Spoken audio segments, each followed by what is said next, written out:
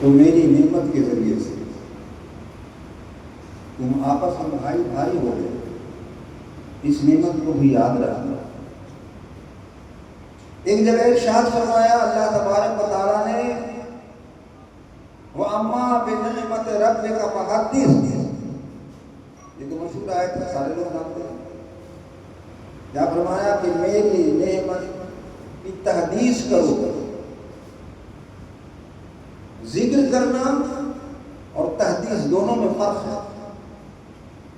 تو اللہ تبارک و تعالیٰ کی نعمتوں کا دو طرح سے شکریہ ادا کیا جاتا ہے، ایک تو یاد کر کے،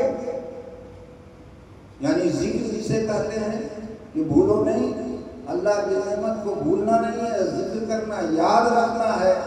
یہ یاد رکھنا اس کی نعمت کی شکر گزاری ہے، اور اللہ کی نعمت کا شکر ادا کرنے کا جو طریقہ دوسرا ہے، اس کا نام ہے تحدیث نعمت، جسے اللہ نے فرمایا کہ وَأَمَّا بِنِعْمَتِ رَبِّكَ فَحَدِّثْ، تم اپنے رب کی نعمتوں کی تحدیث کرو، بیان کرو، ظاہر کرو، لوگوں تک پہنچاؤ۔ ذکر کا تعلق ذکر کرنے والے سے ہے، اور جس کا ذکر کیا جا رہا ہے اس سے ہے۔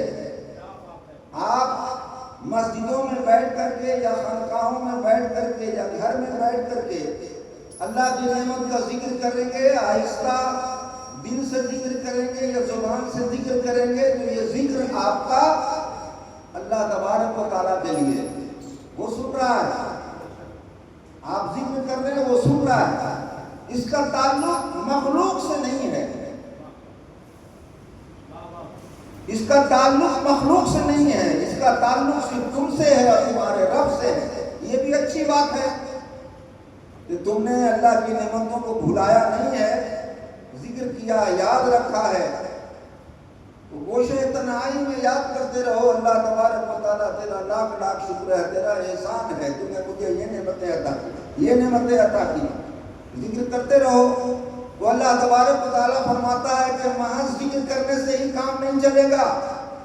ایک نعمت جو ہم نے تمہیں عطا کیا ہے، جس کا احسان جتایا ہے، کسی اور نعمت کا اللہ تبارک و تعالیٰ نے احسان جتایا ہی نہیں ہے انسانوں پر۔ بے شمار نعمتیں اس کی ہیں کہ ہم گن نہیں سکتے ہیں، اس کی گنتی نہیں کر سکتے ہیں، اتنی نعمتیں اللہ تبارک و تعالیٰ کی ہمارے اوپر ہیں۔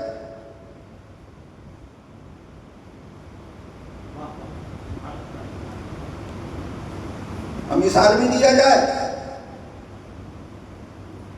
آپ لوگ سب جانتے سمجھتے ہوں گے، مثال دینے کی ضرورت نہیں۔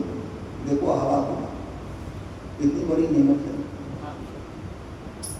اس پر تمہاری زندگی کا دار و مدار ہے، لیکن اللہ نے احسان نہیں جتایا کہ ہم نے تمہیں ہوا جیسی نعمت عطا کی کہ جس سے تمہاری جانیں زندہ ہیں، احسان نہیں جتایا۔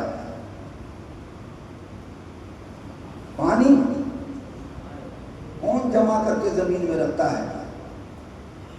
کس نے گندے پانی کو جو برسات کے نالوں سے پانی ہوتا ہوا زمین میں سوکھ لیتا ہے، اور کس نے اسے چھان چھان کر اسٹور کیا ہے، جمع کیا ہے؟ مہین بالو سے، مٹی سے چھاندا، مہین بالو سے چھاندا، موٹے بالو سے چھاندا، اس کے بعد پینے کے لائق بنا دیا، اور آپ اس پانی کو نکالتے ہیں اور پیتے ہیں۔ ذرا اس نعمت کو بھی یاد کرو۔ لیکن احسان تو نہیں جتایا اللہ تبارک و تعالیٰ نے، یہ مجھے دینا ہی تھا تمہیں۔ جب تمہاری زندگی، ہم نے تم کو زندگی بخشی ہے، تو زندگی کے لیے یہ چیز دینا ہی تھا۔ تو ہوا دیا، پانی دیا، صحت دی، جوانی دی، آنکھوں میں روشنی دیا، سب کچھ دیا، کھانے کو دیا۔ اللہ کون بناتا ہے، کون پیدا کرتا ہے؟ آپ تو بیج زمین میں ڈال کر چلے آتے ہیں، حفاظت کون کرتا ہے؟ قرآن پاک میں اللہ تبارک و تعالیٰ نے فرمایا کہ جو تم بیج ڈالتے ہو زمین میں، اس کی کھیتی کون کرتا ہے؟ تم کرتے ہو یا میں کرتا ہوں؟ انتم تزرعونہ ام نحن الزارعون، اللہ نے فرمایا کیا اس کی کھیتی تم کرتے ہو کہ اس کی کھیتی میں کرتا ہوں؟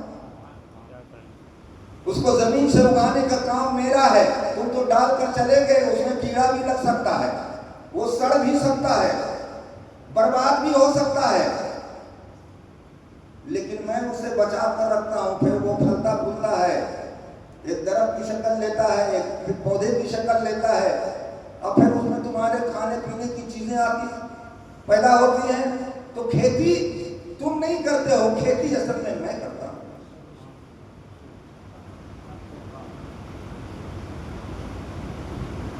کھانا آپ کھا لیتے ہیں، سامنے کھانا رکھا ہوا ہے، آپ کا اختیار ہے اس کھانے کو منہ میں ڈالیں یا نہ ڈالیں، یہاں تک تو اختیار ہے۔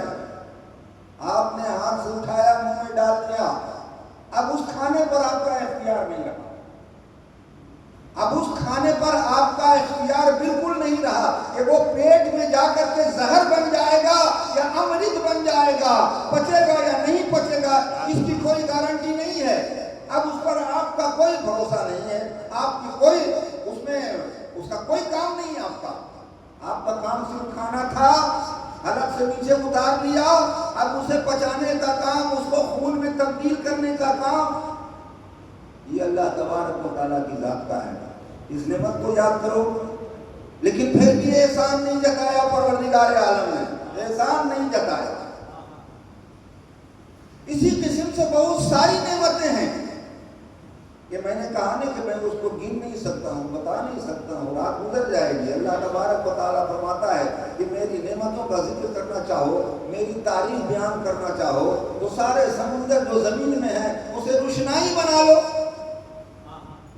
اور جتنے سمندر ہیں اتنے اور سمندر لے آؤ، اور سب کے سب روشنائی بن جائیں۔ ہماری تعریف حمد و ثنا لکھنا چاہے تو سمندر سوکھ جائے گا، لیکن میری تعریف اور حمد و ثنا ختم نہیں ہوگی۔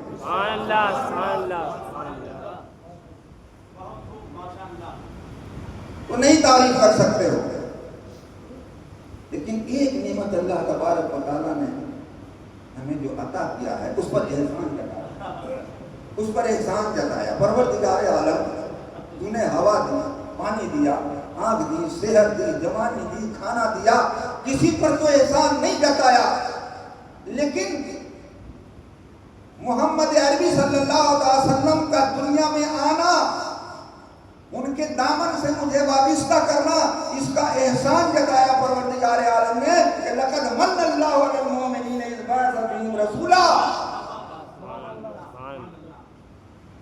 اور کیجئے، لقد من اللہ علی المؤمنین، علی المؤمنین فرمایا، اور ایک جگہ فرمایا وما ارسلناک الا رحمۃ للعالمین، آپ کو ساری کائنات کا رحمت بنا کر بھیجا گیا۔ تو اللہ تبارک و تعالیٰ نے پوری خلق پر احسان نہیں جتایا، پوری انسانیت پر احسان نہیں جتایا کہ میں نے رحمت بنا کر بھیجا، وما ارسلناک الا رحمۃ للعالمین۔ اللہ کے رسول صلی اللہ علیہ وسلم کی ذات اقدس وہ ذات ہے کہ ساری کائنات کے لیے رحمت ہے، چاہے اس میں مسلمان ہو، چاہے ہندو ہو، چاہے مشرک ہو، چاہے عیسائی ہو، چاہے یہودی ہو، کوئی بھی ہو، عقیدت پرست ہو، سب کے لیے رحمت بن کر آئے ہیں۔ اس چاہیے یہ تھا کہ پروردگار عالم احسان جتاتا تو ساروں پر احسان جتاتا، نہیں ساروں پر احسان جتاتا، لیکن احسان جتانے میں خاص کیوں کر دیا کہ میں نے احسان جو جتایا ہے صرف مومنوں پر احسان جتایا، مشرکوں پر احسان نہیں جتایا۔ آپ کے آنے کا مشرکوں پر احسان نہیں جتایا، عیسائیوں پر احسان نہیں جتایا، یہودیوں پر احسان نہیں جتایا، عقیدت پرستوں پر احسان نہیں جتایا، احسان جتایا مومنین پر احسان جتایا۔ سمجھتے ہیں اس نقطے کو؟ کیوں؟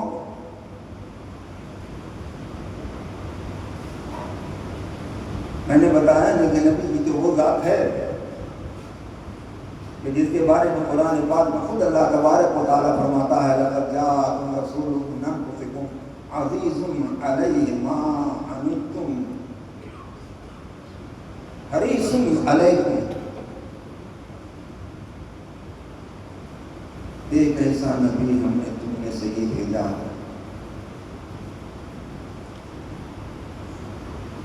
کہ وہ ایسا دل رکھتا ہے، ایسا قلب و جگر رکھتا ہے کہ دنیا میں کسی انسان پر بھی کوئی مصیبت آتی ہے، اگر وہ مصیبت میں توقع ہے، پریشان ہوتا ہے، چاہے وہ مومن ہو، چاہے وہ مشرک ہو، چاہے رسول اللہ کو ماننے والا ہو یا نہ ماننے والا ہو، بلکہ یہاں تک کہو کہ چاہے وہ خدا کی توحید کو ماننے والا ہو یا نہ ہو،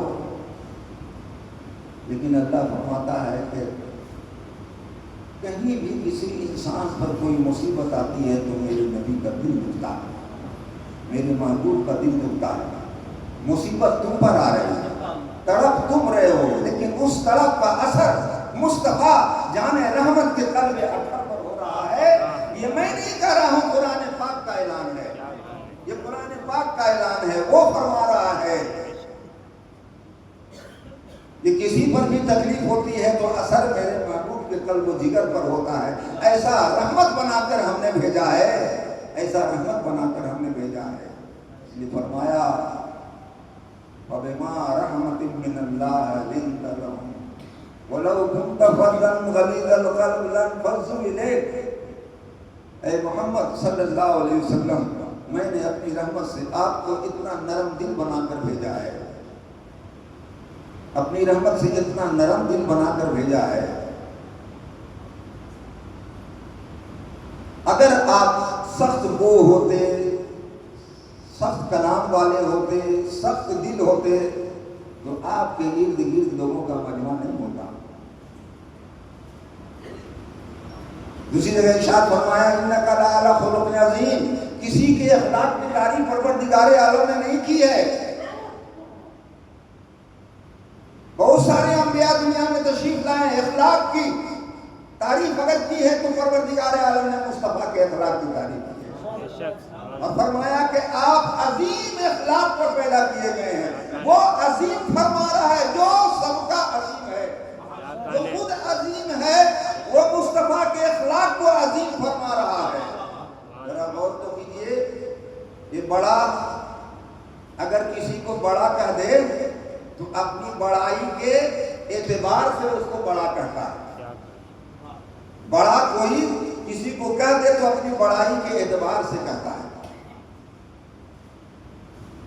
اللہ تبارک و تعالیٰ جیسی عظیم ہستی ہے، جیسی عظیم ذات ہے، اتنی بڑی ذات ہے، جب اس نے مصطفیٰ کے اخلاق کو عظیم فرما دیا تو پتہ یہ چلا کہ دنیا میں کوئی ایسی ہستی ہے ہی نہیں جو مصطفیٰ کے اخلاق سے اوپر ہو اور بلند و بالا ہو۔ اس لیے کہ اس نے عظیم کہا ہے۔ یہ چند واقعات ایسے ایسے ہیں کہ جو آپ سنیں گے تو آپ کی آنکھوں میں آنسو آ جائے گا۔ آپ نے سنا ہوگا اس ضعیفہ، اس بوڑھی عورت کا واقعہ جو بہت بڑی جادوگرنی تھی، اس نے اس کو ابو جہل نے بلوایا تھا مکہ، اس لیے محمد پر جادو کرنا ہے اور انہیں جادو کر کے تباہ و برباد کر دینا ہے۔ وہ چلی آ رہی تھی راستے میں، لیکن ضعیفی کے کمزوری کی وجہ سے جو گٹھری اور مٹھری اس کے سر پر تھی وہ اٹھا نہیں پا رہی تھی، ایک جگہ رکھ کر کے آرام کر رہی تھی۔ آپ صلی اللہ تعالیٰ علیہ وسلم کا گزر ادھر تو ہوتا ہے۔ آپ نے پوچھا اس سے کہ ماں کہاں جاؤ گی؟ تو کہا کہ میں جاؤں گی مکہ، میں بہت تھک گئی ہوں، مٹھی اٹھانے کی صلاحیت نہیں ہے۔ تو آپ نے اپنے سر مبارک پر اس کی مٹھی اٹھا لیا اور راستہ لے کر چلتے رہے۔ پوچھا کہ جانے کا مقصد کیا ہے؟ تو اس نے کہا کہ ابو جہل نے مجھے بلایا ہے، کوئی محمد نام کا شخص پیدا ہوا ہے جو نبوت کا دعویٰ کرتا ہے، سننے میں آیا بہت بڑا جادوگر ہے، آج میں جا رہا ہوں، اس کے سارے جادو کو ختم کر دوں گی اور اسے بھی ہلاک کر دوں گی۔ تم جانتے ہو؟ اگر جانتے ہو تو اس سے بچ کے رہنا، اس کے قریب مت جانا۔ سرکار دو عالم صلی اللہ علیہ وسلم سنتے رہے، مسکراتے رہے۔ جب مکہ قریب آیا، جب رخصت کا وقت ہوا تو اس ضعیفہ نے پوچھا کہ تم کون ہو؟ بتاؤ بیٹا، تمہارے اخلاق نے تو مجھے مغلوب کر دیا اور تمہارا گرویدہ کر دیا ہے، تم ہو کون؟ کہا کہ آپ جس کو ہلاک کرنے کے لیے جا رہی ہیں میں وہی ہوں، میں وہی محمد ہوں جسے آپ ہلاک کرنے کا ارادہ رکھتے ہیں۔ اس ضعیفہ نے کہا کہ لعنت ہو ابو جہل پر کہ تمہارے جیسے انسان کو ہلاک کرنے کے لیے مجھے بلایا ہے. وہیں سے وہ لوٹ گئی, وہیں سے وہ لوٹ گئی. ذرا رحمت, آپ کی رحمت دیکھیں. عید کا دن ہے, عید کا دن ہے, سارے بچے لوگ نئے نئے کپڑے پہن کر عیدگاہ کی طرف نماز پڑھنے کے لیے جا رہے ہیں. سب کے جس پر نئے نئے کپڑے ہیں. آپ صلی اللہ علیہ وسلم جب نکلتے ہیں تو دیکھتے ہیں کہ ایک بچہ کنارے کھڑا ہے, بڑا مایوس, بڑا اداس, سب لوگوں سے الگ تھلگ کھڑا ہے. آپ صلی اللہ تعالیٰ علیہ وسلم اس کے قریب جاتے ہیں اور اس سے پوچھتے ہیں کہ تم کیوں نہیں ان بچوں کے ساتھ جا رہے ہو؟ وہ بچے جا رہے ہیں عیدگاہ کی طرف, تم کیوں اکیلے کھڑے ہو؟ کہا کہ وہ بچے ہمارے کپڑے کو دیکھ کر مذاق اڑاتے ہیں, میرا مذاق اڑاتے ہیں. میرے پرانے کپڑے ہیں, میرا باپ نہیں ہے, میں یتیم بچہ ہوں, میری ماں نے یہی پرانا کپڑا مجھے پہنا دیا ہے, لیکن یہ ہمارے جو ساتھی ہیں یہ ہمارا مذاق اڑاتے ہیں ہمارا کپڑا دیکھ کر کے. یہ کہہ کر کے وہ رونے لگا, اس کی آنکھیں بھر آئی. سرکار دو عالم صلی اللہ تعالیٰ علیہ وسلم نے اس کو اپنی گود میں اٹھا لیا, آغوش رحمت اسے عطا کر دی, آغوش میں اٹھا کر فرمایا کہ رو مت, رو مت. اچھا تم اس بات سے خوش نہیں ہو کہ محمد جیسا باپ تمہیں مل جائے, حسین جیسا بھائی تمہیں مل جائے, فاطمہ جیسی ماں تمہیں مل جائے؟ وہ بچہ خوش ہو گیا, کہا کیوں نہیں. آپ فوراً گھر تشریف لائے. حضرت امام حسین کا کپڑا, وہ جو جنت سے جوڑا آیا تھا, وہ جوڑا اس بچے کو پہنایا. وہ دستار جو حضرت امام حسن کی دستار تھی جو جنت سے آیا تھا, اس دستار کو اس کے سر پر باندھا, اسے نہلایا. حضرت فاطمہ الزہرا نے اپنے مبارک ہاتھوں سے اس کے بدن کے میل چھڑائے, اسے نہلایا, غسل دیا, اور حضرت امام حسن کے پگڑی کو باندھا, امام حسین کے کرتے کو پہنایا, اور سرکار دو عالم اپنی گود میں لے کر اس بچے کو چلے جا رہے ہیں, عیدگاہ کی طرف چلے جا رہے ہیں. دیکھیے تو کیسی رحمت ہے. تب اللہ تبارک و تعالیٰ خوش ہوتا ہے, کہتا ہے محمد یتیم فلا تقہر. لوگوں کو یہ حکم کیا, دیکھو میرے نبی کا اسوہ دیکھو, ان کا اخلاق دیکھو, ان کی رحمت دیکھو, کہ یتیم بچے کے ساتھ انہوں نے کیا سلوک کیا. اس لیے اے انسانوں, تم بھی یتیم کو جھڑکا مت کرو, یتیم کو جھڑکا مت کرو. نعرہ تکبیر, اللہ اکبر. آپ نے بھیجا خالد کو, یہ دیکھو کون ہے. یا رسول اللہ ایک شخص آیا ہوا, لیکن اس کو تو ہم لوگ جانتے ہیں کہ بہت بڑا فقیر شخص ہے. پتہ نہیں آپ کے پاس کیوں آیا ہے, کس نیت سے آیا ہے. آپ نے فرمایا کہ آنے دو. آیا تو اس نے آ کے یہ کہا السلام علیکم, السلام علیکم. السلام علیکم مطلب ہوتا ہے تم پر موت ہے, تم پر موت ہے. آپ نے فرمایا علیہ السلام, علیہ السلام. آپ نے فرمایا علیہ, اور تجھ پر بھی. حضرت عائشہ صدیقہ رضی اللہ تعالیٰ عنہ کو برداشت کرتی, انہوں نے مطلب سمجھ لیا, مطلب سمجھ لیا. تو آپ نے فرمایا علیہ السلام ولعنت اللہ علیہ. تجھ پر موت آئے, تجھ کو موت آئے, اور تجھ پر اللہ کی لعنت ہو. سرکار دو عالم صلی اللہ علیہ وسلم نے حضرت عائشہ صدیقہ کی طرف سرخ چہرہ بنا کر دیکھا, کہا عائشہ اللہ تبارک و تعالیٰ نرمی کو پسند کرتا ہے, نرمی کیا کرو. اس نے مجھے کہا یا رسول اللہ آپ نے سنا نہیں, آپ کو کیا کہا؟ اس نے کہا میں نے سنا. اس نے کہا کہ ہم پر موت آئے, تو میں نے کہا علیہ, میں نے تو جواب دے دیا, معاملہ ختم ہو گیا. جاؤ تم اپنے رب سے معافی مانگو, اس لیے کہ اس نے ایک لفظ کہا, تم نے دو لفظ کر دیا. اس نے صرف موت کہا کہ تم پر موت آئے, تم نے موت کا جواب بھی دیا کہ تم پر موت آئے, اور ایک لفظ زیادہ کہہ دیا کہ تم پر اللہ کی لعنت ہو. اس کے لیے تم اللہ سے اپنے رب سے معافی مانگو. پروردگار عالم سزا اس کو اتنی ہی ملنی چاہیے جتنا کہ وہ حقدار ہے. یہ اخلاق تھا. کہاں پر چھوڑی تھی بات کو؟ میں آگے بڑھ گیا. ہاں تو میں یہ کہہ رہا تھا کہ ذکر کرنے کا، اللہ کے نعمت کا شکر ادا کرنے کا جو طریقہ ہے وہ یہ کہ ذکر کرو. یاد رکھو، یاد رکھنا بھی شکر گزاری میں داخل ہے. بھول جانا بے وفائی. ایک ہے کہ تحدیث نعمت، اما بنعمت ربک فحدث. تو ذکر تو تنہائی میں بیٹھ کے بھی کیا جا سکتا ہے، اکیلے میں بیٹھ کے بھی ذکر کیا جا سکتا ہے. وہ ذکر کر رہا ہے، اللہ تبارک و تعالیٰ سن رہا ہے، فرماتا ہے اذکرونی اذکرکم فاذکرونی اذکرکم. تم مجھے یاد کرو، میں تمہیں یاد کروں گا. یہ دونوں طرف سے یادوں کا معاملہ چل رہا ہے، سلسلہ چل رہا ہے. جو اللہ کی یاد میں لگا ہوا، اللہ تبارک و تعالیٰ اس کا ذکر فرشتوں میں کر رہا ہے، فرشتوں کی جماعت میں کر رہا ہے. ایک تحدیث نعمت، اس کے لیے تنہائی نہیں ہوگی. لوگوں میں اعلان کرنا ہے، لوگوں کو بتانا ہے. اللہ کی اس نعمت کا ذکر لوگوں میں کرنا ہے کہ زیادہ سے زیادہ لوگ اللہ کی اس نعمت کے بارے میں جانیں، پہچانیں، اس کو سنیں، اس کا ذکر کریں. اور صرف تم ہی شکر ادا نہ کرو بلکہ سارے لوگ مل کر کے اس نعمت کا شکر ادا کریں گے. تحدیث نعمت کا مطلب یہ ہوتا ہے. اب اس کے لیے کیا کرنا ہوگا؟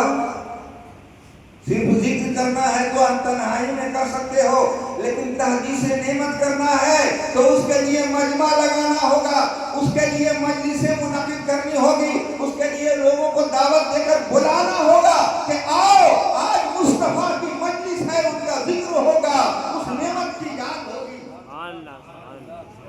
یہی ہے میلاد النبی. اسی کا نام میلاد ہے کہ اس میں سرکار دو عالم صلی اللہ علیہ وسلم جیسی نعمت کا ذکر ہو رہا ہے. اللہ تبارک و تعالیٰ کا شکر ادا ہو رہا ہے.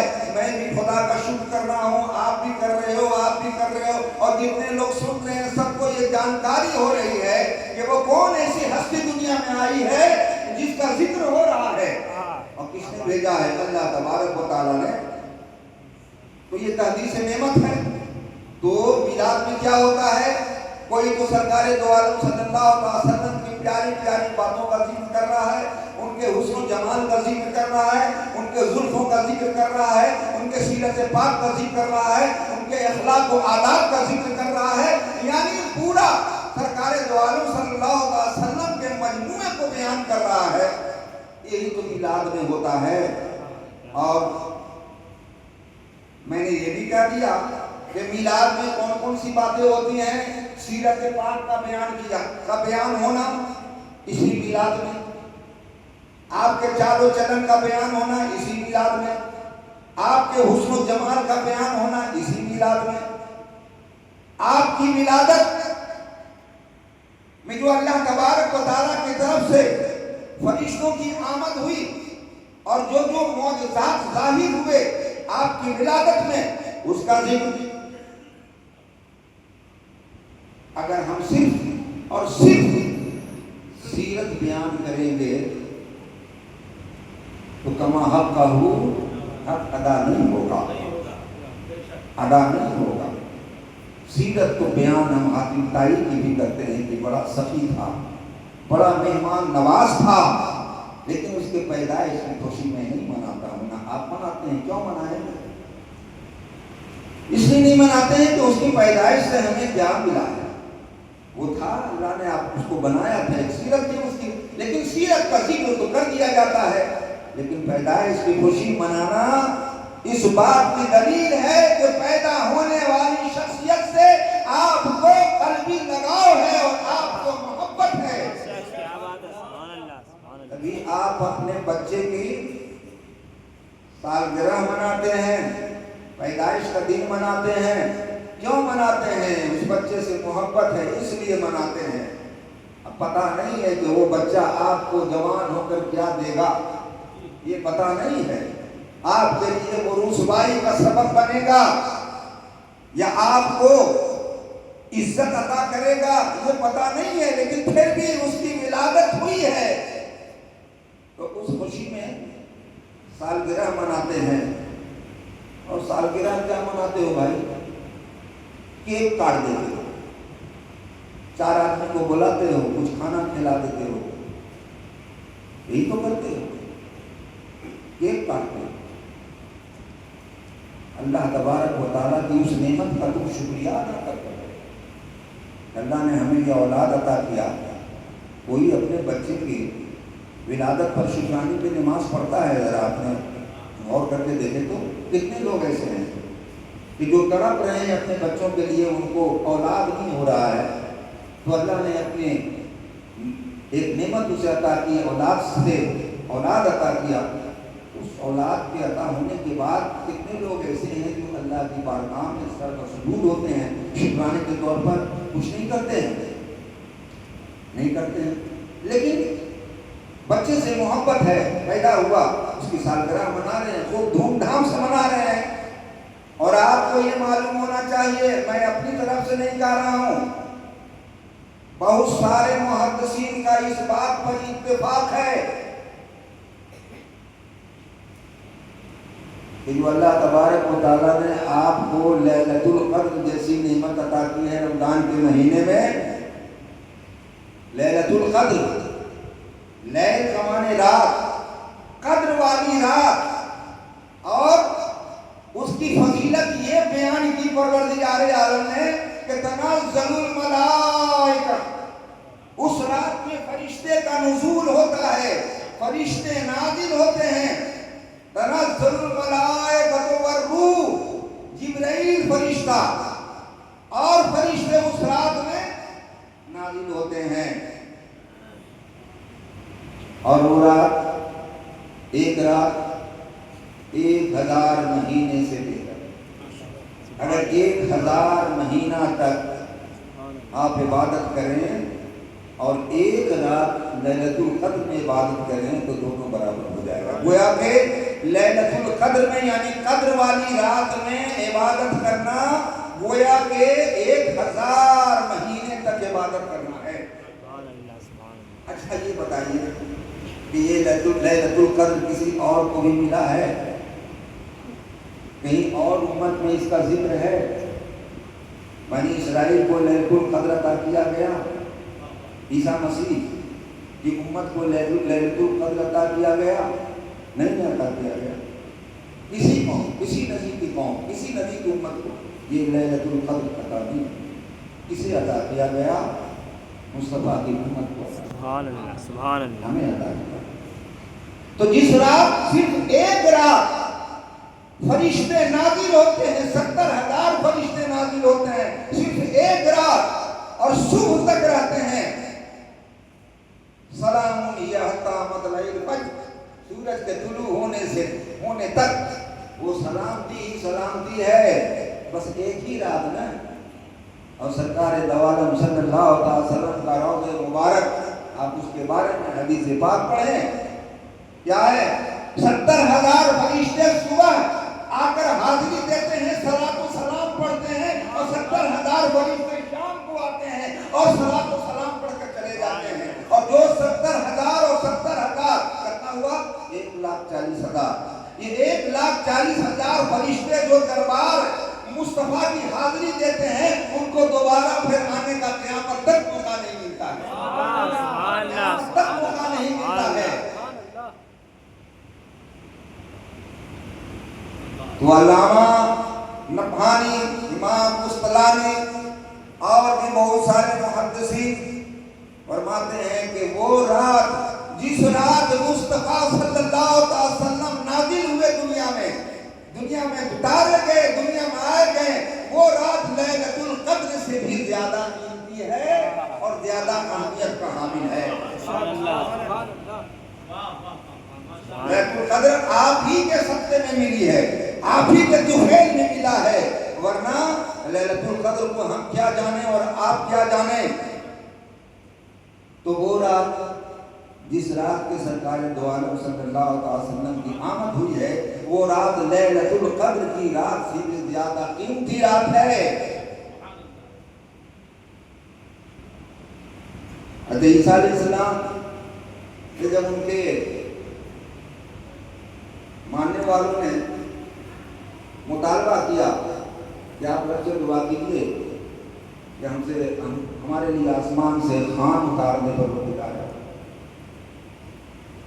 جیسے کہ من و سلوہ آیا تھا حضرت موسیٰ علیہ السلام کی قوم پر، انہوں نے نہیں مطالبہ کیا۔ حضرت عیسیٰ علیہ السلام دعا کرتے ہیں ربنا انزل علینا مائدۃ من السماء تکون لنا عیدا لاولنا وآخرنا۔ حضرت عیسیٰ علیہ السلام دعا کرتے ہیں کہ پروردگار عالم ہم پر آسمان سے تو دسترخوان نازل کر دے، یعنی کچھ کھانے دے دے، جنتی کھانا دے دے، تاکہ تکون لنا عیدا، جس دن تو آسمان سے عیدا تکون لنا عیدا، جو ہو جائے ہمارے لیے عید۔ آگے فرمایا اس پر غور کرنا ہے، تکون لنا عیدا لاولنا وآخرنا، اس پر غور کیجیے۔ آپ نے فرمایا کہ وہ دن عید کا دن ہو جائے ہمارے اگلوں کے لیے بھی اور ہمارے پچھلوں کے لیے بھی۔ سبحان اللہ سبحان اللہ۔ یعنی اگلے بھی ہمارے ہوں پچھلے بھی ہمارے ہوں تو ان کے لیے عید ہوگا، اور ہمارے جو غیر ہوں گے ان کے لیے عید نہیں ہوگا۔ مطلب سمجھا؟ بڑے اشارے میں حضرت عیسیٰ مسیح نے فرما دیا کہ جو میرا نہیں ہے وہ عید نہیں منائے گا، وہ خوشیاں نہیں منائے گا، جو میرا ہے وہی خوشیاں منائے گا، اس خوان کی، اس دسترخوان کی، اس کھانے کی خوشیاں وہی منائے گا جو میرا ہے، اور جو میرا نہیں ہے وہ عید نہیں منائے گا، خوشیاں نہیں منائے گا۔ تو مصطفیٰ کی آمد کی خوشیاں کون منائے گا؟ لأولنا وآخرنا، کیا بات۔ مصطفیٰ کے جو اول ہیں وہ خوشیاں منائیں گے، جو آخر ہیں وہ خوشیاں منائیں گے، جو مصطفیٰ کے ہیں وہ خوشیاں منائیں گے، جو مصطفیٰ کے نہیں ہیں وہ خوشیاں کیوں منائیں گے؟ سبحان اللہ سبحان اللہ۔ یہ سبق دے دیا حضرت عیسیٰ مسیح نے ہمیں لأولنا وآخرنا فرما کر۔ اور ذرا غور تو کیجیے، آج تک ان کے یہاں وہ دن خوشی کا دن منایا جاتا ہے اتوار، یا شاید ہاں اتوار، سنیچر، اتوار کا دن، عیسائی تھے نا عیسیٰ مسیح، اتوار کا دن آج بھی ان کے یہاں خوشیوں کا دن ہوتا ہے۔ اس دن دفتر بند ہوا کرتے ہیں، اس دن پڑھائی بند ہو جاتی ہے، اس دن چھٹیاں مل جاتی ہیں۔ کیوں؟ اس دن خوان کا ذکر ہوا تھا، آسمان سے مائدہ اترا، آج تک وہ خوشی منا رہے ہیں۔ تو وہ کھانے جو کھانے کے بعد ختم ہو جائے، جو کھانے کے بعد ختم ہو جائے، وہ کھانا جسے آپ صرف ایک دن کھائیں، بچا کے نہیں رکھ سکتے ہیں۔ بنی اسرائیل کو بھی یہی حکم تھا کہ من و سلوہ کو بچا کے مت رکھنا، جو آئے وہ کھا لینا، میں پھر بھیجوں گا پھر کھا لینا، پھر بھیجوں گا پھر کھا لینا، جمع مت کرنا، جمع خوری بہت بری چیز ہے۔ یہاں پہ ایک دن آنے کی بات تھی، اور ان کو تو مسلسل آتا رہا من و سلوہ، جب تک وہ اس میدان میں مقید رہے تو من و سلوہ آتا رہا، ان پر روشنی کا مینار اترتا رہا، ان کے روشنی کا انتظام کیا گیا بنی اسرائیل کے لیے۔ تو وہ کھانا جسے ہم کھا کر ختم کر دیں، اس کھانے کو حضرت عیسیٰ مسیح فرما رہے ہیں کہ تکون لنا عیدا، وہ میرے لیے عید کا دن ہو جائے گا جس دن وہ خوان آئے گا تیری جانب سے۔ تو جس دن مصطفیٰ آئے اللہ تبارک و تعالیٰ کی جانب سے، جو ختم ہونے والی ہستی نہیں ہے، جو ختم ہونے والی ہستی نہیں ہے، آنے سے پہلے بھی لوگوں کو فیض پہنچا رہے تھے، آنے کے بعد بھی فیض پہنچاتے رہے، اور بظاہر آنے کے چلے جانے کے بعد بھی فیض پہنچا رہے ہیں۔ اللہ کے نبی نے فرمایا کہ میرا تمہارے پاس رہنا یا نہ رہنا دونوں برابر ہے، دونوں برابر ہے، ہمارے فیض میں کوئی کمی نہیں ہوگی۔ آج مدینہ میں آرام فرما ہے سرکار دو عالم صلی اللہ علیہ وسلم، لیکن ہر امت کے رنج و غم، دکھ درد کی خبر پروردگار عالم عطا کرتا ہے اور وہاں وہ درد محسوس کرتے ہیں. یہ محبت کا تقاضا ہے. وہ کل میں نے ایک واقعہ بیان کیا تھا حضرت امیر خسرو اور نظام الدین اولیاء. وہ مثال میں دے کر بتا رہا ہوں کہ میں نے یہ کہا کہ آپ پر جو دکھ ہوتا ہے، تکلیف ہوتی ہے آپ پر، اس کا درد محسوس کرتے ہیں مصطفیٰ. ان کے قلب و جگر پر وہ درد ہوتا ہے. یقین کرو گے؟ نہیں یقین کرو. لیکن یقین اس لیے کرو گے چونکہ قرآن میں ہے. لیکن کیسے ہوگا یہ؟ اس میں ذہن الجھ جائے گا. اور آگے کیا فرمایا؟ عزیزٌ علیہ ما عنتم، تم پر جو مصیبت آتی ہے وہ ان کے اوپر بہت بھاری ہے. حریصٌ علیکم، یہ تمہارے حریص ہیں. یہ معمولی بات نہیں ہے. یہ معمولی بات نہیں ہے. حریص ہونے کا مطلب جانتے ہیں؟ حریص کا مطلب کیا ہوتا ہے؟ لغوی معنی تو یہ ہے. حریص کا معنی لالچی، لالچ کرنا. مصطفیٰ ہماری لالچ کر رہے ہیں کہ آ جاؤ میرے دامن میں آ جاؤ، میرے دامن میں آ جاؤ، میرے دامن سے وابستہ ہو جاؤ. اس کی لالچ رکھ رہے ہیں وہ. اور ہم ہیں کہ ان سے دامن چھوڑا کر دور بھاگتے جا رہے ہیں. ان سے دامن چھوڑا کر دور بھاگتے جا رہے ہیں. مصطفیٰ نے فرمایا کہ لوگ جہنم کی طرف بڑھتے جا رہے ہیں اور میں انہیں جہنم سے نکالنے کی کوشش کرتا جا رہا ہوں. سبحان اللہ، سبحان اللہ. وہ مجھے چاہیں اور میں انہیں نہ چاہوں، یہ کیسی وفاداری ہو سکتی ہے؟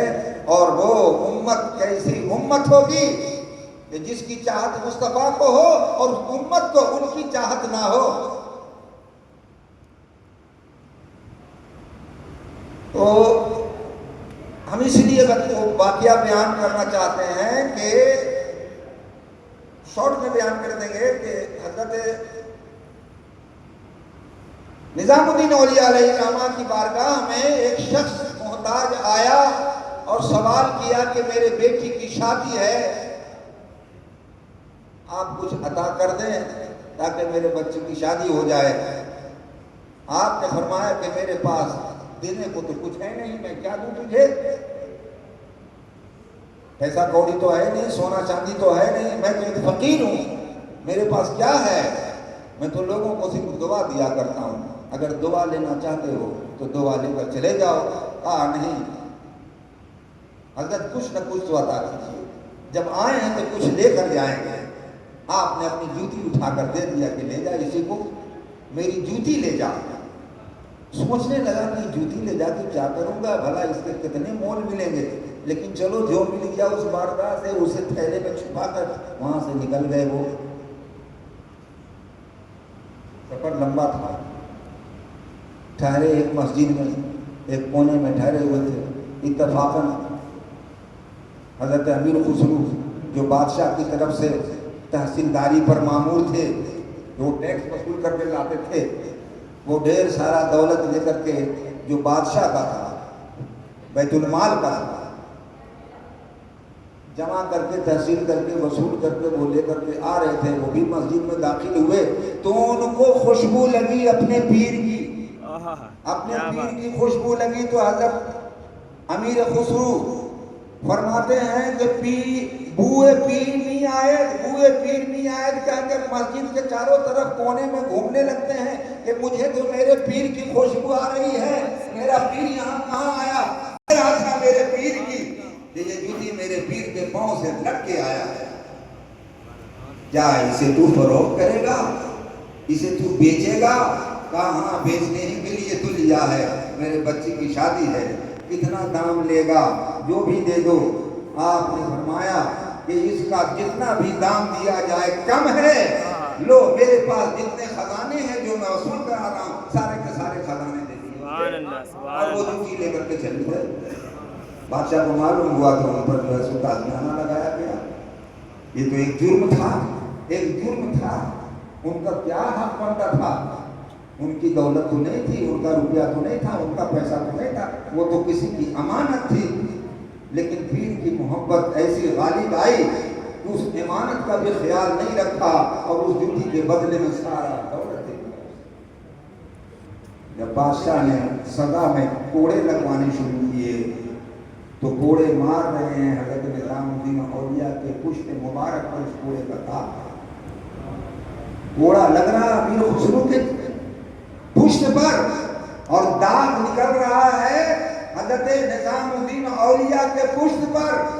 جب بہت سارے داغ اکھڑ گئے تو آپ وہاں سے اپنی خانقاہ سے اٹھتے ہیں، بادشاہ کے دربار جاتے ہیں، کہا اب خسرو کو چھوڑ دے، اس لیے کہ جتنی بار تو نے خسرو کو مارا ہے ہر ایک کوڑا میرے پشت پر آ کر لگا ہے، پوچھ لے خسرو سے کہ خسرو کو کوئی تکلیف نہیں ہوئی۔ سبحان اللہ، سبحان اللہ۔ خسرو کی تکلیف کو، اس کے درد کو میں نے جھیل لیا ہے۔ یہ محبت کا تقاضا ہے جناب۔ یہ وہی سمجھ سکتا ہے جس سے محبت ہوتی ہے، کیا بات، جس کو عشق ہوتا ہے، وہی اس کو سمجھ سکتا ہے، ورنہ یہ بات صرف کہنے کی ہے، زبان کی ہے۔ اسی طریقے سے اللہ کے رسول صلی اللہ علیہ وسلم کو اپنی امت سے ایسی محبت ہے، ایسا عشق ہے کہ اس کا ہر ایک درد اپنے سینے پر لے لیا۔ اسی لیے تو آپ کو پتا ہوگا نا کہ ایک بار سرکار دو عالم صلی اللہ علیہ وسلم اچانک غائب ہو گئے، لوگ تلاش کرتے رہے کہاں ہیں، مل نہیں رہے، 3 دن ہو گیا۔ اب لوگوں کو یہ خدشہ لاحق ہوا کہ کہیں دشمنوں کے ہاتھ تو نہیں لگ گئے ہیں۔ تلاش کرتے ایک جنگل اور پہاڑ کی کھو کی طرف نکل جاتے ہیں، وہاں ایک چرواہا اپنی بکریوں کو چرا رہا تھا۔ لوگوں نے پوچھنا شروع کر دیا کہ بھائی تم نے میرے محبوب کو کہیں دیکھا ہے؟ تمہارا محبوب کون ہے؟ میں نہیں جانتا ہوں۔ میرے رسول کو کہیں دیکھا؟ میں تمہارے رسول کو بھی نہیں جانتا ہوں، ذرا نام تو بتاؤ۔ ارے ان کا نام میں کیا لوں؟ وہ اللہ کے نبی ہیں، رسول کائنات ہیں، تم نے انہیں دیکھا ہے؟ میں نے نہیں دیکھا ہے، لیکن ہاں ایک آواز رونے کی، سسکنے کی میں 3 دن سے سن رہا ہوں کہ کوئی شخص ایسا ہے جو اس کھو کے اندر ہے اور روتا ہے، سسکتا ہے، کہیں وہی تو نہیں ہو؟ دیکھا جا کر جھانک کے تو مصطفیٰ سجدے میں سر رکھے ہوئے، کیا بات ہے، اور کیا بناتے ہیں؟ رب حبلی امت، سبحان اللہ، سبحان اللہ، رب حبلی امت، اے پروردگار میری امت کو میرے حوالے کر دو، میری امت کو میرے حوالے کر دو، میں جو چاہوں ان کے ساتھ یہی فیصلہ ہوں۔ حوالے کرنے کا مطلب تو یہی ہوا۔ لوگوں نے آواز دیا لیکن آپ نے آواز پر کوئی توجہ نہیں دی۔ تب حضرت فاطمہ الزہرا تشریف لائی، ان کی آواز پر مصطفیٰ ہوش میں آئے۔ اب اس کو بعض لوگوں نے کہا کیسے لوگ ہوتے ہیں کہ جس زمانے پر آپ پر جادو کیا گیا تھا وہی اثر تھا، وہی اثر۔ یعنی آپ نے دیکھا ہوگا کہ مکھی 2 طرح کی ہوتی ہے، ایک مکھی کا نام شہد کی مکھی ہے، ایک وہ مکھی ہے جو ناپاکی اور گندگی پر جا کر بیٹھتی ہے، اور ایک وہ مکھی ہے جو پھولوں پر جا کے بیٹھتی ہے اور پھولوں کا رس چوس کر لوٹتی ہے، تو اس رس کو اللہ تبارک و تعالیٰ شیریں بنا دیتا ہے، سبحان اللہ، میٹھا بنا دیتا ہے۔ سبحان اللہ۔ اور وہ مکھی جو غلاظت پر بیٹھتی ہے وہ وہاں سے غلاظت لے کے اڑتی ہے، تو اسے بیماری کا سبب بنا دیا اللہ تبارک و تعالیٰ نے، کہ اس مکھی کو کوئی اپنے قریب پھٹکنے نہیں دیتا ہے۔ اسی طریقے سے 2 طرح کے لوگ ہیں، جو مکھی بن کر مصطفیٰ جیسے پھول پر جا کر ان کا رس لیتی ہے، مصطفیٰ کے پھول کا رس لیتی ہے، اس رس کو پروردگار عالم اتنا خوشبودار اور میٹھا بنا دیتا ہے کہ زمانے میں اس کی مانگ ہو جاتی ہے، زمانے والے لوگ اس کی چاہت میں لگ جاتے ہیں۔ تو آپ کیا فرما رہے تھے؟ رب حبلی امتی۔ اور یہی بات تو معراج کی رات میں، جناب آپ کو کبھی ایسا موقع ملا ہوگا بڑے دربار میں جانے کا، کسی بڑے نیتا کے دربار میں آپ گئے ہوں گے، تو وہاں کے دربار کا جو حال دیکھا ہوگا، جو شان و شوکت آپ نے دیکھی وہ تو سب کچھ بھول گئے ہوں گے آپ، اپنے غریب دوستوں کو بھول گئے ہوں گے، اپنے غریب رشتہ داروں کو بھول گئے ہوں گے. کیوں؟ اس لیے کہ ایسی شان و شوکت والی جگہ میں آیا ہوں، بھلا یہاں کچھ یاد رہ سکتا ہے؟ بادشاہ سامنے دربار میں بیٹھا ہے، آپ بادشاہ کے دربار میں کھڑے ہیں، کسے یاد ہے؟ کون یاد کرتا ہے اپنے غریبوں کو اس دربار عالیہ میں؟ کوئی نہیں یاد کرتا ہے. وہ دربار پروردگار عالم کا دربار عالیہ، جہاں مصطفیٰ صلی اللہ علیہ وسلم کی تشریف آوری ہوئی، جہاں آپ لے جائے گئے، اس دربار میں آپ ہیں اور آپ کا رب ہے، دوسرا کوئی نہیں ہے. آپ ہیں، آپ کا رب ہے، دوسرا کوئی نہیں ہے. سرکار دو عالم صلی اللہ علیہ وسلم فرماتے ہیں کہ میں ایسی تعریف کروں گا پروردگار عالم کی، ایسی تعریف کروں گا کہ اللہ تبارک و تعالیٰ خوش ہو جائے گا. میں سجدے میں سر رکھوں گا اور تعریف میں مشغول ہو جاؤں گا، تو پروردگار عالم خوش ہو کر فرمائے گا محمد سر اٹھاؤ، جو مانگو گے ملے گا، جو کہو گے پورا کیا جائے گا. یہ حدیث کے الفاظ ہیں. جو مانگو گے ملے گا، جو کہو گے وہ پورا کیا جائے گا. تو مانگا کیا؟ سوال کیا کیا؟ بس ایک سوال کیا، پروردگار رب حبلی امتی، میری امت کو میرے حوالے کر دے. کل قیامت کے دن پریشان حال ہوگی. حضرت سیدنا جبریل علیہ السلام ایک بار مصطفیٰ کے پاس تشریف لائے تو سرکار دو عالم نے حضرت جبریل علیہ السلام سے فرمایا کہ جبریل، اگر تمہاری کوئی تمنا ہو، کوئی آرزو ہو تو بتاؤ مجھے، تاکہ میں اپنے رب سے دعا کر کے تمہاری اس تمنا، اس آرزو کو پوری کروا دوں. آپ کو پتا ہے سیدنا جبریل علیہ السلام نے کیا فرمایا؟ وہ کون سی تمنا ان کی تھی، وہ کون سی آرزو تھی؟ کہا یا رسول اللہ میری تو کوئی تمنا نہیں، کوئی آرزو نہیں. اللہ تبارک و تعالیٰ نے جب سے مجھے اپنے کام پر معمور کیا ہے، میں اس کے کام، اس کی ڈیوٹی ادا دے رہا ہوں. ہاں ایک تمنا ہے، ایک آرزو ہے.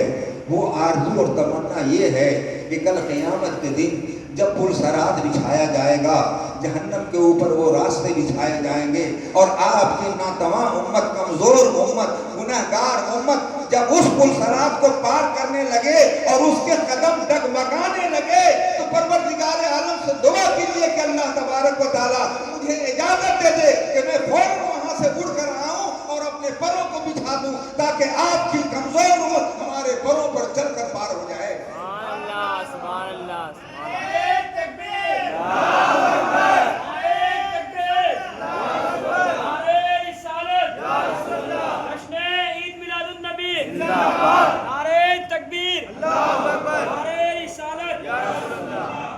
کیوں ایسی محبت آپ سے ہے مجھے؟ ذرا غور کیا آپ نے؟ کیوں ایسی محبت؟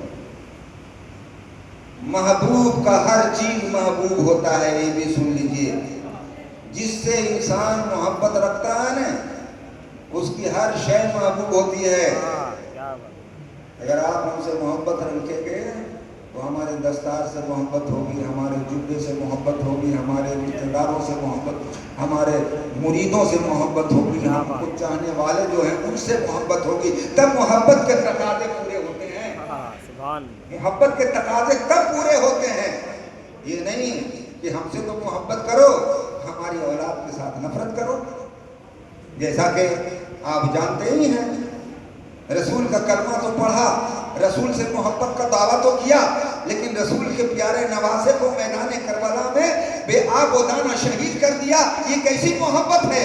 یہ محبت کے تقاضے نہیں ہیں. وہ سب کے سب جھوٹے اور مکار لوگ تھے جنہوں نے غلط دعویٰ کیا مصطفیٰ سے محبت کا. مصطفیٰ سے محبت کا غلط دعویٰ کیا. تو حضرت جبریل علیہ السلام وہ اس امت سے پیار ہے، اس امت سے محبت ہے. آپ فرماتے ہیں کہ میں اتنی تیزی سے آؤں گا کہ جتنی تیزی سے میں میدان بدر میں پہنچا، میدان احد میں پہنچا تھا، جب آپ کا دندان مبارک دشمنوں نے شہید کیا، تو اللہ تبارک و تعالیٰ نے ہمیں بھیجا کہ جبریل اتنی جلدی جاؤ کہ میرے حبیب کے منہ سے جو خون کے قطرات ہیں زمین پر گرنے نہ پائیں، اپنے پروں پر لے لینا. سبحان اللہ، سبحان اللہ. اتنی صورت، اتنی تیزی سے حضرت سیدنا جبریل تشریف لائے میدان احد میں. اسی تیزی سے فرماتے ہیں کہ میں اسی تیزی سے پل صراط پر پہنچوں گا تاکہ آپ کی کمزور اور ناتمام امت کو اپنے پروں پر گزار کر پار کرا دوں۔ سبحان اللہ سبحان اللہ۔ یہ ایسا اس لیے کہ جبرائیل کو محبت ہے محمد مصطفیٰ صلی اللہ علیہ وسلم، اور کیوں محبت نہ ہو جب مصطفیٰ صلی اللہ علیہ وسلم اللہ کے حبیب ٹھہرے، اللہ خود ان سے محبت کرتا ہے، خود ان سے پیار کرتا ہے، تو جبرائیل کیوں نہ پیار کریں گے، کیوں نہ محبت کریں گے؟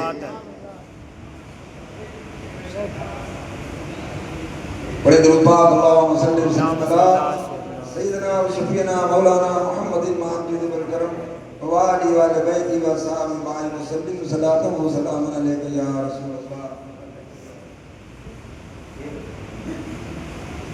تو بس میں اپنی گفتگو یہیں پر ختم کرتا ہوں،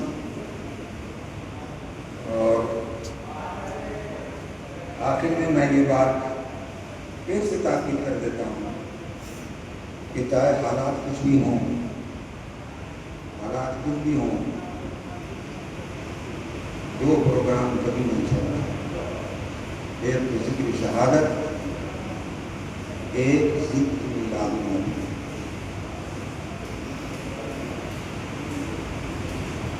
ان دونوں کو کبھی نہیں چھوڑنا۔ اگر ذکر شہادت چھوڑ دو گے تو ایمان کی قدر و قیمت بھول جاؤ گے کہ ایمان کسے کہتے ہیں، شریعت کی قدر و قیمت بھول جاؤ گے کہ شریعت کسے کہتے ہیں، اور اگر عید میلاد النبی کو بھول جاؤ گے تو پھر اللہ تبارک و تعالیٰ کی معرفت کسے کہتے ہیں اسے بھول جاؤ گے۔ معرفت خداوندی اگر حاصل کرنا ہے تو مصطفیٰ ہی کا ذکر کر کے حاصل کرنا ہے۔ اسی لیے اللہ تبارک و تعالیٰ نے اپنے کلام میں فرمایا وَلَكُمْ فِي تمہارے لیے اس نبی کی ذات میں اسوہ حسنہ ہے، اسوہ حسنہ، اچھی عادت، اچھا اخلاق، اچھے برتاؤ، اچھا ایمان، اچھا عمل کہاں سے لاؤ گے؟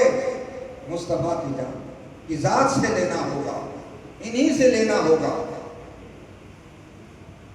اس لیے اللہ تبارک و تعالیٰ نے فرمایا وَمَن يُطِیعِ الرَّسُولَ فَقَدْ أَطَاعَ اللَّهَ۔ ہر جگہ تو اللہ تبارک و تعالیٰ نے اپنے نام کو مقدم رکھا ہے، اطیعوا اللہ واطیعوا الرسول، اللہ کی اطاعت کرو، رسول کی اطاعت کرو، ہر جگہ اپنا نام مقدم رکھا۔ آخر میں فرمایا کہ نہیں، ایسا نہیں، ایسا نہ ہو لوگ یہ سمجھیں کہ میرا مصطفیٰ نہیں ہے، تو اللہ نے فرمایا من یطیع الرسول فقد اطاع اللہ، رسول کی اطاعت کرو تو میری اطاعت ہو جائے گی، رسول کی اطاعت کرو تو میری اطاعت ہو جائے گی۔ قرآن کا ماننے والا جب تک رسول کو نہیں مانے گا قرآن کو کیا جانے گا؟